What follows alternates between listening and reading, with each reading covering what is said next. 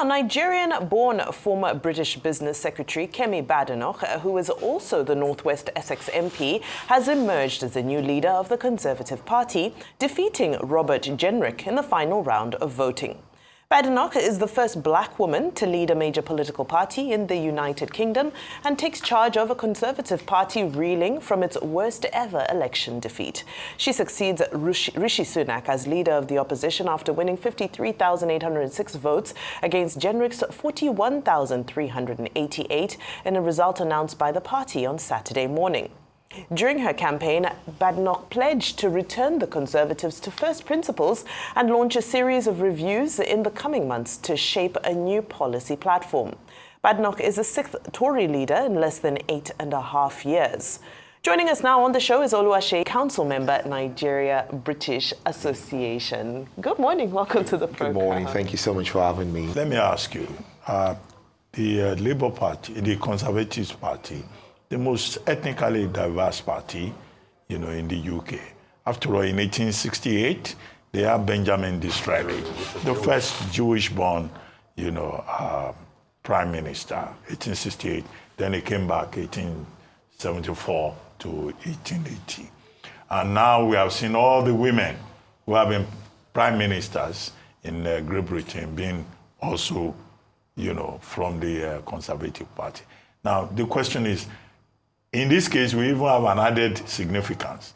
First black female to stand at the threshold of becoming prime minister. Second, she has Nigerian blood.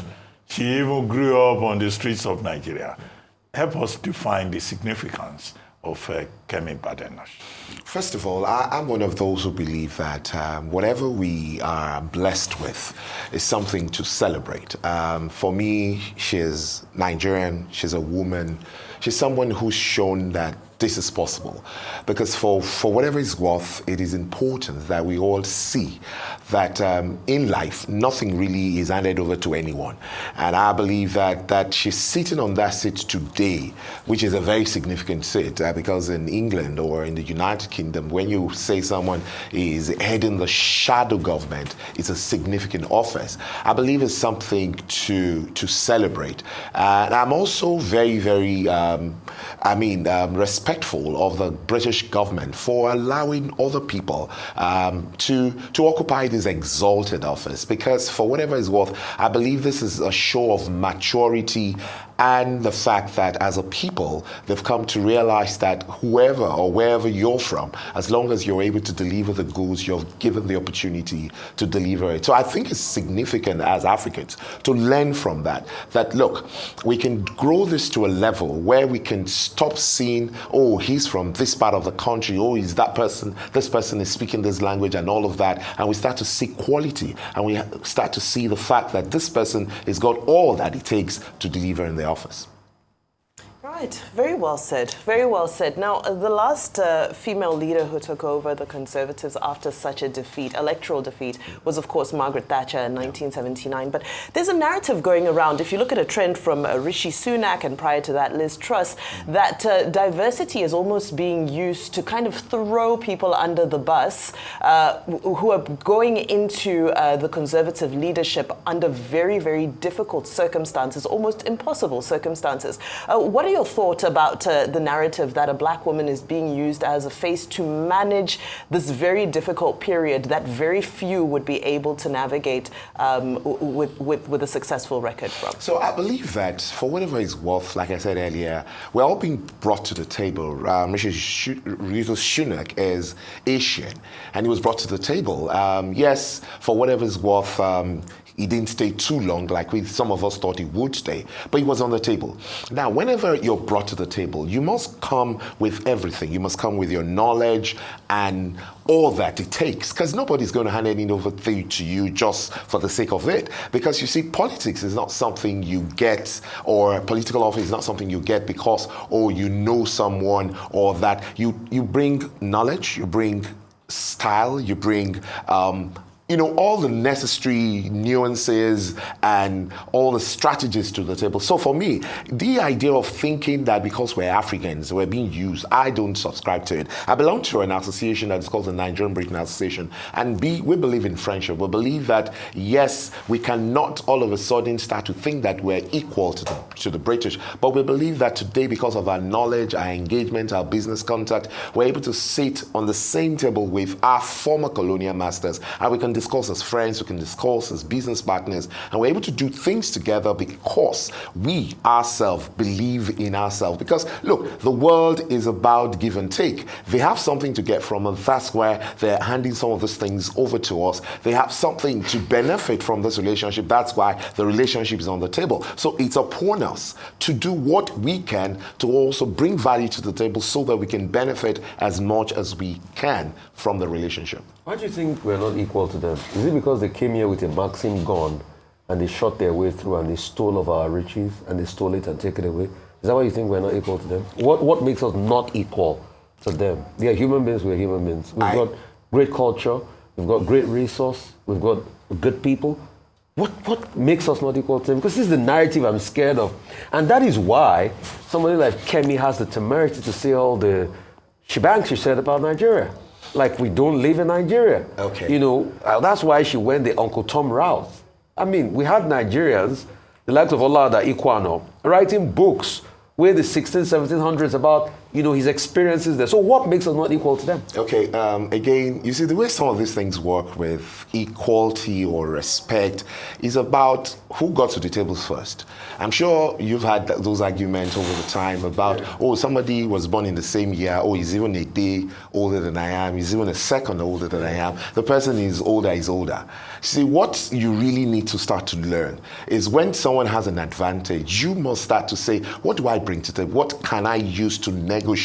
Now, you see, the idea of trying to say, I'm bigger, I'm stronger, that does not count for anything, because when somebody is older, he's older. When somebody is bigger. At the end of the day, let's look at this. Look, these people were the ones who colonized America, colonized Nigeria, colonized other people. They had an advantage because they got onto the table earlier than we did. Adeyemo, leave that matter. Okay. Even the OBE now, they are trying to remove empire from it. Yes. The sun set on the empire. It's not on the empire. Why do we respect? No, it's not a for being criminals. No, listen. To come and forcefully with a Maxim gun kill people. Why should we respect Britain? Why? Look, you see, the reason why we don't get enough from this discussion or this table is the fact that we're always so fixated with the history. Now, the truth of the matter is we cannot disconnect. You are criticizing this table. No, not the table. I'm saying generally. I'm not criticizing. I'm criticizing. No. Let's look at this critically. You see, over the years, we've continued to say, they've done this, and the same thing with, the blacks in South Africa. They did this to us. They did this to us. If you do not say to yourself, pay reparations? Look. Do you believe Britain should pay reparations? I believe... For all the crimes they committed? Look, you see, the truth of the matter is some of these discussions can go on forever. So do you believe they should pay reparations? As far as I'm concerned, whatever needs to be done to make sure... they should pay reparations? I am giving you the answer. Whatever needs to be done by people to show equity must be done by other people. Including reparations? Okay, Mr. Adeyemo, please, don't worry. Yes. The British, yes, including the monarch, they've all said there will be no reparations. Yes. That there will be reparatory justice. We'll leave it at that. But let's talk about our own interest in the matter. Okay. Kemi Badenoch. The parents are Nigerians. Yeah. She was born in Britain. She came to this Nigeria and took everything and attended our school, ISI, grew up here, and then she went back to England. Look, she's the shadow prime minister of Great Britain today. What is in it for us? Or she's just British. We recognize dual nationality here. If she walks to Murtala Mohammed with a Nigerian passport, nobody is going to say. She has, nobody will say you are shadow prime minister of Great Britain. They'll say, welcome home. So do we stand to get anything? Or our daughter will just be shadow prime minister in Great Britain and nothing for us? That, you see, again, we're already gaining something. The fact What that are we gaining? Psychological it's not compensation. it's not. Okay, so what do you think? Let me throw the question back to you. That we can gain from her being the prime minister, or what did the Asians gain when Russia was there? Obama was president of US. What did we Africa gain? did not gain anything. That's the idea. So, but we could. You see, if, for instance, I know you and I've known you for a while, what do I need, or what can I stand to gain for knowing Dr. Abati? If I just sit at it, or I know Rufai, I know Vimba, I've known all of you for a while. Yes. Now, the truth of the matter is, what do I stand to gain just by knowing you? I can only gain anything if I do the work. And this, for me, I always believe in the theory of you remove the log in your eyes before you start to see the speck in the other people's eye. We don't gain as much because we always go into the house or to the table with a lot of entitlement. Oh, she's a Nigerian. So what? If she's a Nigerian and she grew to that level, can we show her and make her feel like, oh, I need to bring my people to the table because, one, our music is probably one of the best in the world. Have we, as a people, turned that around enough to benefit ourselves from here? Or are we only looking at the fact that it benefits the whole world? We always say, oh, Davido, the rest of them are doing well, or our art, or our theater, or our story is doing very well, our culture. What have we continued to do to make sure we develop to a level that nobody can deny it? Look, people always talk about, and I like to use this example quickly, sir. Now, when the likes of what's the name of this footballer now? Etimesin was at the camp. Oh, he used to club and all of that. Okay. The moment he comes to the time of playing, the coach, if he knows what he's doing, will always use him. Why? Because he was good. Not because he was not reclassified. He paid for it eventually anyway. But for a club and a good coach, you know that Okocha is good. You don't say because you don't like his face, you don't use him. So I believe that it is time for Africa, Nigeria particularly, to start to put its act together and not expect that anything will be handed over to us just because. We won't get it because we qualify. We will get it because we've done what we need to do. I believe we have a lot to learn from the United Kingdom. The shadow government, for instance, is something we need to start to look at if we really want to start to get governance right in Nigeria, where we have a situation where somebody is standing there and pointing to Mr. President and saying, what you're doing is wrong. You cannot continue to do it this way. And he sees him as an equal and sees the fact that this person really can put him on the edge. But when we have, to do our governance the way we do it right now as someone who is the king of Lumunda that nobody can question, then look, we have a lot to learn. Let's learn those things and do the things right so that at the end of the day, we can come to the table with a lot of respect, not because somebody's going to hand it over to us because she's Nigerian. I love your passion for development, and as you're speaking, I'm thinking to myself that, with Kemi Badenoch, whether you agree with her or not, you cannot dispute the fact that she's absolutely brilliant. Absolutely. Now, what is it that we need to do to stop our brilliance from going to represent the United Kingdom? Because I would have loved for her to use this brilliance to build Nigeria and to invest in the kind of development you're talking about. But how do we get there when the best of our best opt to go and serve elsewhere? Where do we strike that balance, and where do we get it right? Because Kemi, with so much passion, should have come and brought this brilliance that she has to offer to Nigeria. I'm an ardent watcher of this program, and I know that some time ago, Dr. Abati said on this program that it is time for us to start having our best brains, up there. Now, the question I want to ask you is, though you guys are here, why are we all seated here and some people who obviously do not understand some of these things as much as we do are the ones that are leading us? Until we start to do whatever we can to make sure that it's our best that occupies the first team, we would end up losing our people, going somewhere else to have the best for themselves. Look, I'm not going to tell my son or anyone that, don't go somewhere. By any stretch of the imagination suggesting that you should become president of Nigeria. Yes. No, that should not be. That the people working for President Tinubu, that they are Division 3 people, Division 2 people. I am saying clearly that from the results we have gotten, it is clear that we have better people who can do better jobs on the bench and that we have on the You field think right we now. can have a better minister of the FCT than Yeson Wike? I'm just telling you that with the results, you see, some of these things are not about what we say. It's about the results we get. The results we're getting today, Nigeria deserves more. And we can definitely get more if we put the best team on the field. It's as simple as that. It's simple.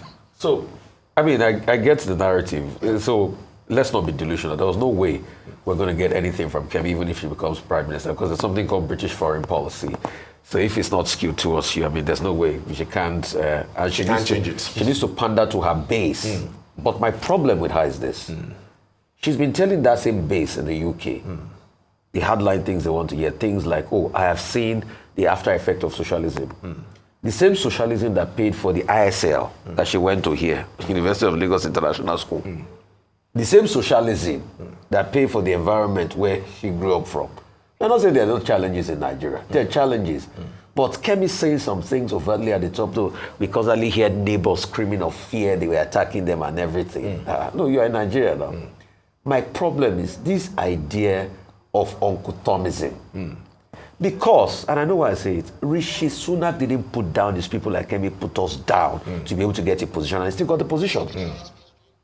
Now, you see, Idea of Uncle Tom that Kemi is doing. Did she get the position because she put us down? No, she got the position because she put us down and she showed a hardline front against immigrants. And you see, the narrative has always been that the Conservative Party will now want to show us an outlook that we have a black woman, an immigrant herself, dealing with the immigrant issue for us. It's optics politics. now you see again, It's optic politics. Kemi is a human being, and for me, she's my bro. And she's not Aburo related. I'm saying that, we that are older. You online elders. Yes, elders. Now, what have we Our done? relatives. Now, what have we done to show the right example for some of these people? Because you see, at the end of the day, whatever we build or impute into them is what they're doing today. As an elder, I'm taking responsibility and the blame for whatever wrong that she's making right now. Because some of the things we're doing is the reason why some of those young people are throwing everything into the table and doing things in the way they ought not to do it and getting the things they're getting today. If we're done better, they probably would not do some of the things they're doing today. So I think it's our fault, and we should take responsibility that we did not teach them well enough to be able to make the right decision and say the right things, defending Nigeria, defending our people, defending our culture. Be proud to be in Nigeria wherever you are all over the world. And so we need to start doing that more. That's my take on that. All right. Very well said. Nigeria is a resourceful country. Yeah. There will be more Kemi Badenochs. Yes, there will. The diamonds who represent us out there. Even if we are just You're still here. watching, what do you call them? Division 3. Don't coach me, Dr. Arati. Well, the innuendo was clear enough. No, but you can't be more correct. Mr. Oluwaseyi Adeyemo, Council Member, Nigeria British Association. Thank you so much for your time today. A great conversation. Thank you so much.